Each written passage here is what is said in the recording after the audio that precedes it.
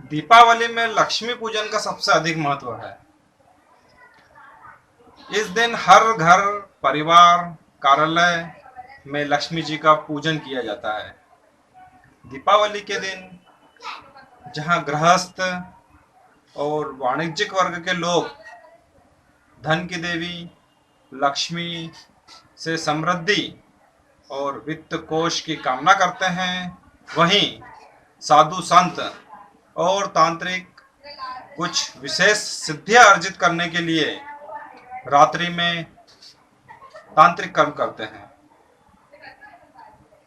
दीपावली के दिन प्रदोष काल मुहूर्त में विशेष रूप से श्री गणेश, श्री महालक्ष्मी, कुबेर पूजन, व्यापारिक खातों का पूजन, दीपदान और अपने सेवकों को वस्तुएं दान करने के लिए सबसे महत्वपूर्ण समय है। प्रदोष काल में दीपदान, रंगोली और पूजा की पूरी तैयारी कर लेना चाहिए। इस समय मिठाई वितरण का कार्य भी संपन्न कर लेना चाहिए। द्वार पर स्वास्तिक का निर्माण कर लेना चाहिए। लक्ष्मी पूजन में इन सामग्रियों का उपयोग करना चाहिए। लक्ष्मी जी, श्री गणेश जी की मूर्तियां जो कि बैठी हुई मुद्रा में होना चाहिए।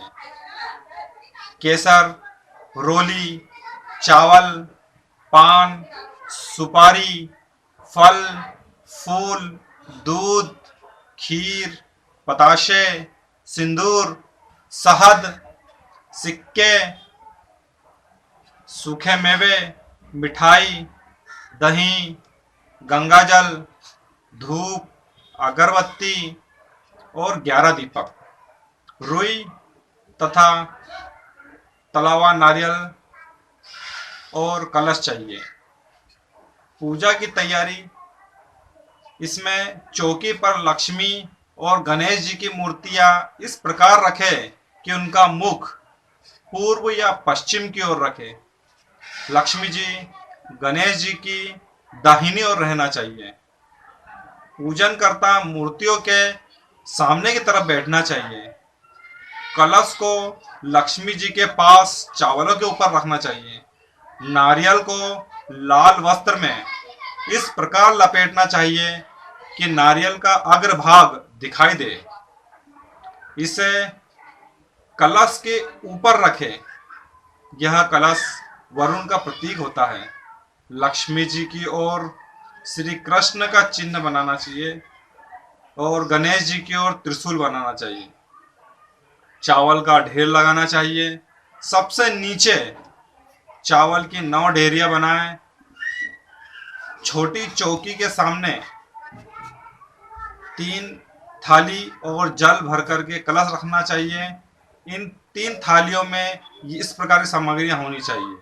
पहली थाली के अंदर 11 दीपक, दूसरी थाली में खीर, बताशे, मिठाई, वस्त्र, आभूषण, चंदन का लेप, सिंदूर, कुमकुम, सुपारी, पान तथा तीसरी थाली में फूल, पूर्वा चावल, लौंग, इलायची, केसर, कपूर, हल्दी, चूने का लेप, सुगंधित पदार्थ, धूप, अगरबत्ती और एक दीपक।